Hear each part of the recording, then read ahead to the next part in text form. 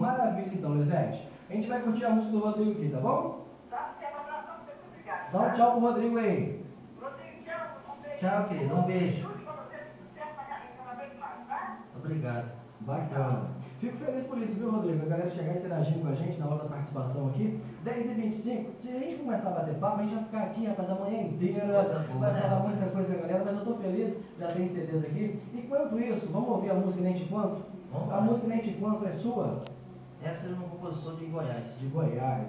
E agitando a galera com essa Nem Te Conto. Essa é pra arrochar mesmo. É mesmo aquele arrocha gostoso? Bom, Aquele bate-coxa? Bom. Você gosta de dançar agarradinho, Rodrigo? Claro, eu gosto.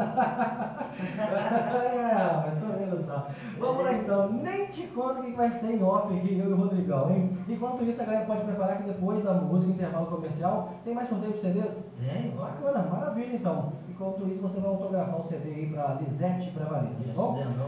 Maravilha. 10h26, música da conversa, música de Rodrigo.